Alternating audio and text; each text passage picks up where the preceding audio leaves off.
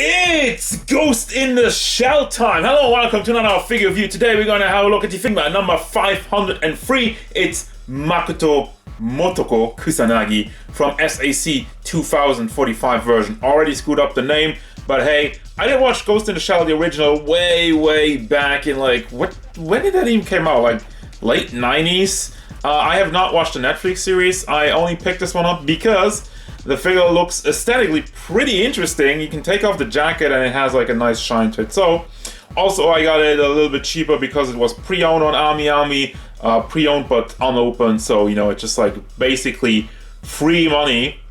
And that's it. Let's have a look at it. Welcome to my figure realm where I review all kinds of different stuff. If you don't want to miss anything, you should subscribe, and liking really helps me grow and expand even further. So yeah, I watched the original, which came out in like 95. I actually looked it up, so yeah, I'm old. Tried to watch a little bit of Standalone Complex, but never really got into it. Size of this character, of this figure, 13 centimeters to the top of her head, which means we are going up to 5.2 almost inches tall. Size comparisons. Here's Jolter, the original Motoko Kusanagi from Standalone Complex. The SH Figure Arts Son Goku, Mattel Stone Cold Steve Austin, and Darkseid.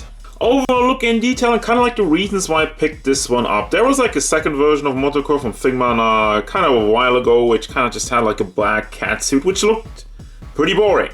Now this one I feel like is a lot closer to the original design, especially with the outfit. I mean, I just kind of love the swimsuit that just peeks out of the pants.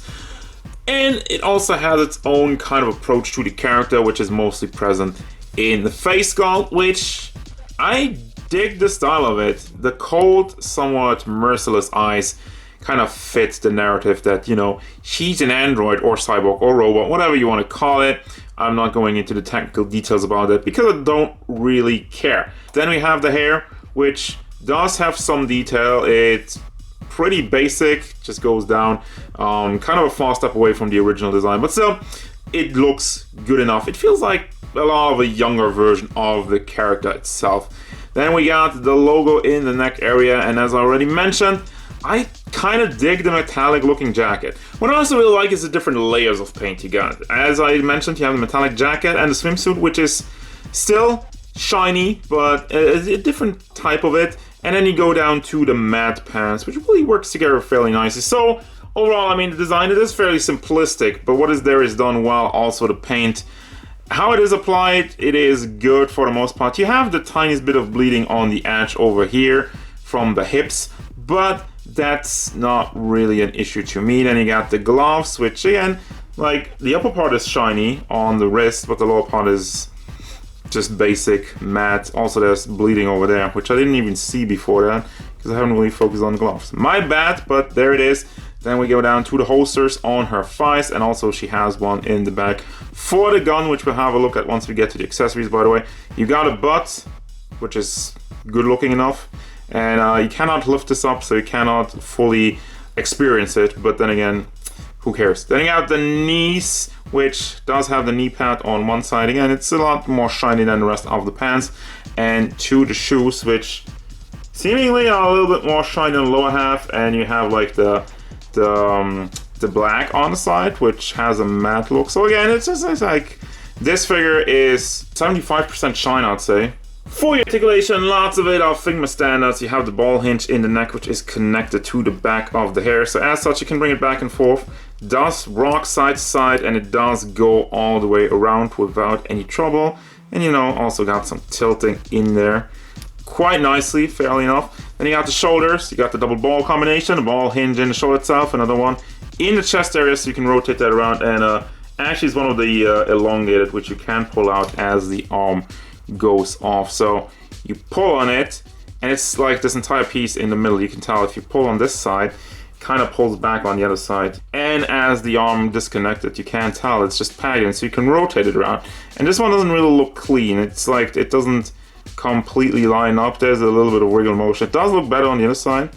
Don't have an issue with that. Then you have the ball hinge in the elbow that moves up and down. No problem there. And the fist is on another small ball hinge up and down. Goes all the way around. For the chest area, you have something which I usually not a fan of. It's just packed in at the top, and then you got another ball inside of her torso. Now this one though, the connection is pretty tight, so I'm not really having any trouble with it. She has not really disconnected unless I really pull on it very strongly. So it is sturdy enough, and I dig it. So overall it goes back and forth, does tilt side to side, and does go all the way around. Although with all the shininess on the figure, I'm kind of worried about scratches, so I wouldn't push it too far. I mean, you can pull it up a little bit. You have a little bit of wiggle motion in there, so you know you can prevent that from happening.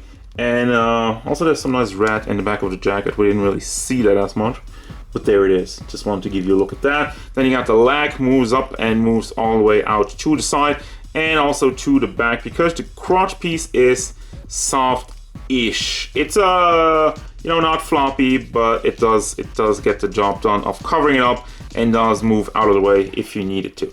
Got some rotation in the leg. Forgot to mention it, but she also has incredibly stiff thigh swivels where the pouches are. And you got the one knee, which goes up all the way. It's hollowed out in the back, as they usually are, so you have more movement in there. As for the boot, out on the ball hinge in there, goes up and down, and does tilt side to side. If my camera would focus on my camera's broken, I think, so that's gonna be troublesome.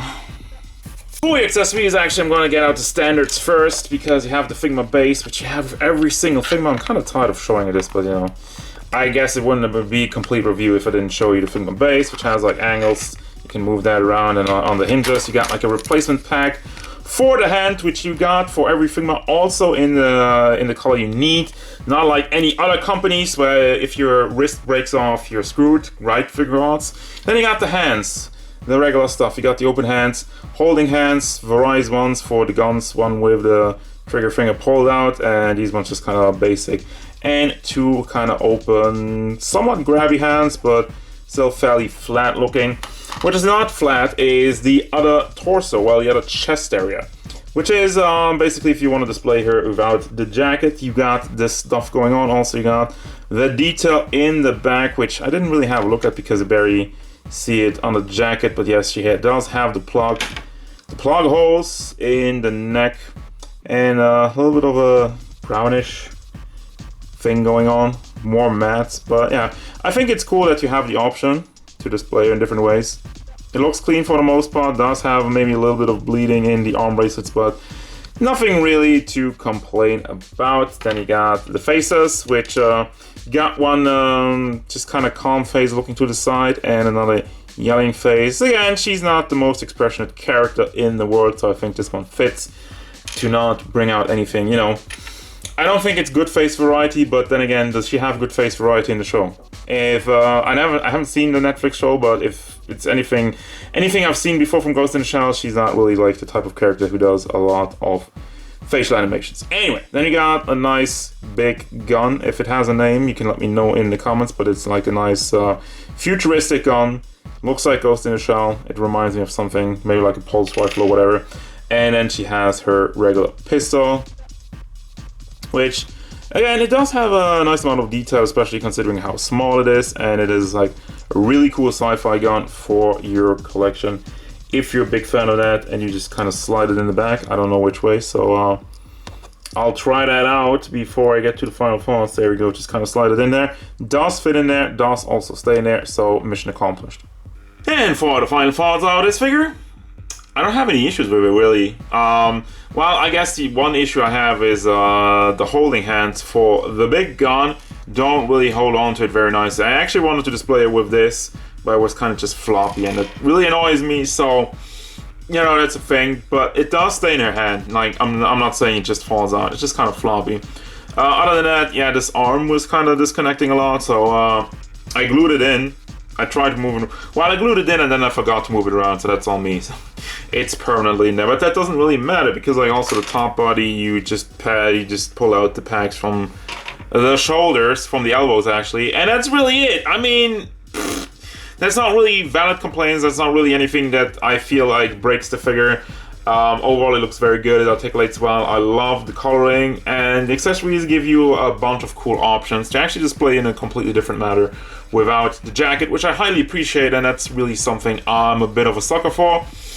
So yeah, I do recommend this figure because I think it's sure to delight Ghost in the Shell fans, and even for people like me who don't actively watch the show but still can appreciate the design. It is a good figure. It's a decent release. So that's gonna do it, guys. As usual, thank you very much for watching. Don't forget, if you enjoyed this review, hit it up with a like and subscribe to the channel so you can stay tuned for more figure reviews, card game stuff, and whatever Motoko Kusanagi wants.